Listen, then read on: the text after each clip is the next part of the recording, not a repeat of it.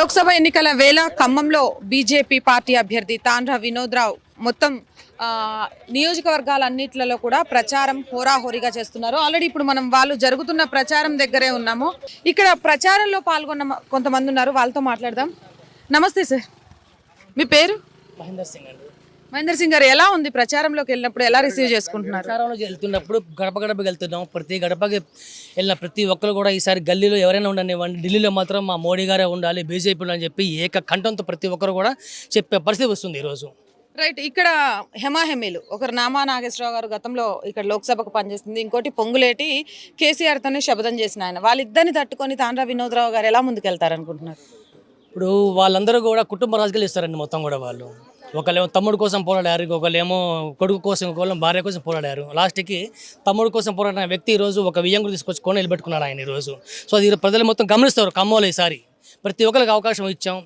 కాంగ్రెస్కి ఇచ్చారు, టీడీపీకి ఇచ్చారు, ఎర్ర పార్టీకి ఇచ్చారు, ప్రతి పార్టీకి ఇచ్చారు. కాబట్టి ఈసారి డెఫినెట్గా కమలం పువ్వు గుర్తు మీద ఓటేసి తాండ్ర వినోద్రావు గారిని ఢిల్లీకి పంపించి బీజేపీని బలపరిచి మోడీ గారికి బలం చేకూర్చాలని చెప్పి ప్రతి ఒక్కరి రోజు కంకణం కట్టుకున్న విధంగా ఈరోజు ప్రచారం చేస్తున్నారు. ప్రజలు కూడా అదేవిధంగా మాతో సహకరిస్తున్నారు. మాకు ఈరోజు నిన్న మేము ఇక్కడ కొంతమందిని కలిసినప్పుడు బీజేపీ తప్ప మిగిలిన పార్టీలు ప్రచారంలో ఎందుకు కనిపించట్లేదంటే వాళ్ళు లాస్ట్ 2 days పోల్ మేనేజ్మెంట్లో ఎంత పెట్టాలి అనే దాని మీదే దృష్టి పెడతారు అని చెప్పారు. మరి దాన్ని ఎలా తట్టుకుంటారు, దాన్ని ఎలా అరికడతారు?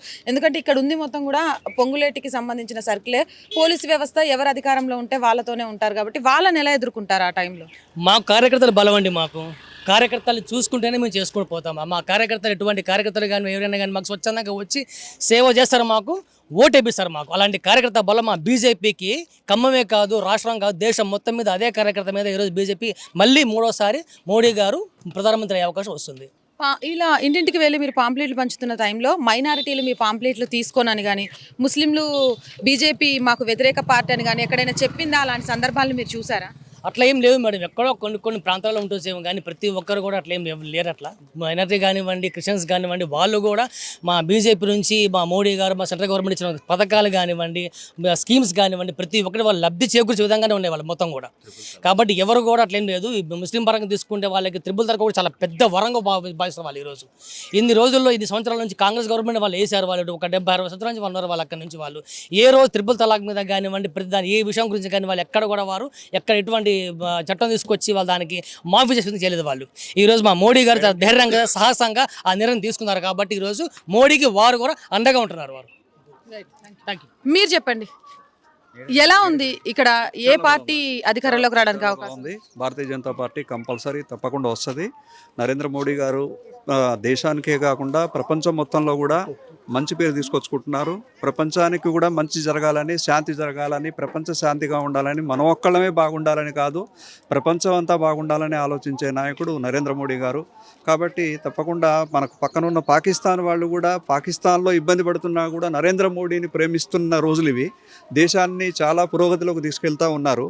కాబట్టి తప్పకుండా దేశవ్యాప్తంగా 400 స్థానాలు వచ్చి నరేంద్ర మోడీ గారి మరొకసారి భారతీయ జనతా పార్టీ ప్రభుత్వాన్ని ఏర్పాటు చేయబోతున్నారు. అదేవిధంగా ఖమ్మంలో కూడా తాండ్ర వినోదరావు గారి నాయకత్వంలో ఇక్కడ బీజేపీ ఎంపీ అయి ఈయన కేంద్ర మంత్రి తప్పకుండా అవుతాడు.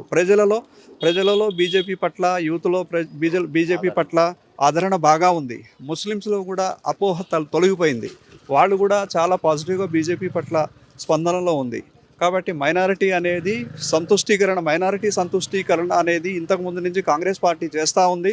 దాన్ని మనం ఎదుర్కొని ముందుకు వెళ్ళిపోతూ ఉన్నాం. వాళ్ళకి ఏదైతే లబ్ధులు చేకూర్చాలో సామాన్య మానవుడు అందరికీ కూడా లబ్ధులు ఏదైతే ఉన్నాయో అన్నీ కూడా మైనారిటీస్ అందరికీ కూడా ఇస్తూ ఉంది పార్టీ. ఎక్కడ కూడా మిస్ కావడం లేదు. కాబట్టి వివక్ష లేదు. కాబట్టి తప్పకుండా నరేంద్ర మోడీని నమ్ముతున్నారు, భారతీయ జనతా పార్టీని నమ్ముతున్నారు. తప్పకుండా మేము 400 స్థానాలు వస్తూ ఖమ్మంలో కూడా వినోద్రావు గారు గెలుస్తారు. తెలంగాణలో కూడా 10 స్థానాల పైన మేము గెలవబోతున్నాం.